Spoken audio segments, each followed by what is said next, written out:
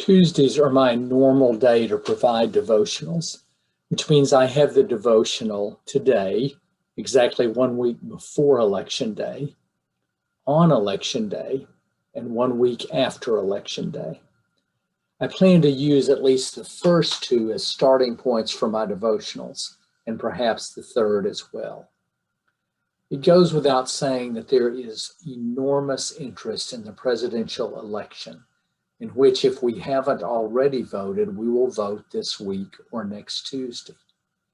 From turnout and polling projections, this appears to be true in all parts of the country. The reasons for this interest are myriad, and they are intensified by the pandemic in which we continue to live and move and have our being. No matter what the reasons for our acute interest are, and no matter what stresses we are under, it is good that so much interest has been generated and that so many people plan to vote. In a democratic republic, it is so important to vote. We do not need this reminder in our church.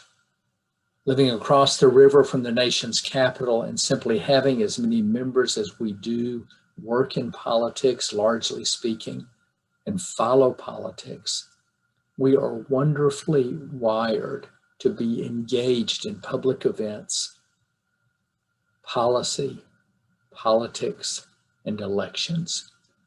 It's one of the reasons I love living in this city and serving Westminster.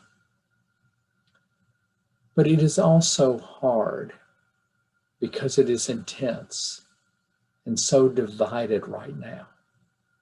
Though I must say that nearly all the exchanges we have that bring out our political differences at Westminster are counterculturally civil. And there is even more wonderful. And that is even more wonderful, than the consciousness we have about politics. But as we enter this last week, I want to ask us all to remind ourselves that no human endeavor, no human activity, no human institution can contain who we are or exhaust who we are. Neither work, family, political identity, leisure, racial or ethnic identity, religious identity, sexual orientation or identity can contain or mark the limits of the persons we are in the eyes of our Creator God. The poet Samuel Johnson once wrote, "How small of all that human hearts endure, that part which laws or kings can cause or cure." I'll repeat this since this is a spoken devotional.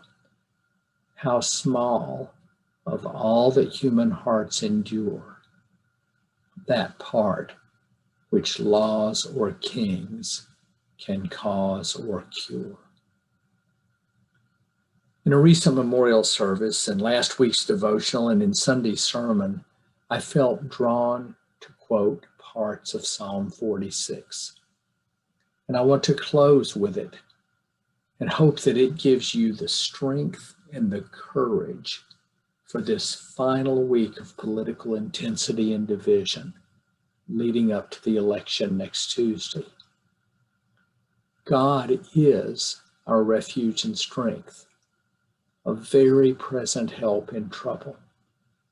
Therefore, we will not fear, though the earth should change, though the mountains shake in the heart of the sea, though its waters roar and foam, though the mountains tremble with its tumult.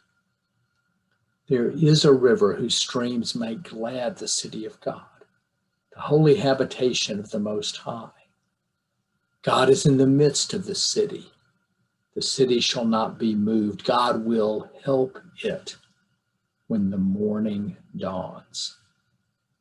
The nations are in an uproar. The kingdoms totter. God utters his voice. The earth melts. The Lord of hosts is with us. The God of Jacob is our refuge. Be still and know that I am God. I am exalted above the nations.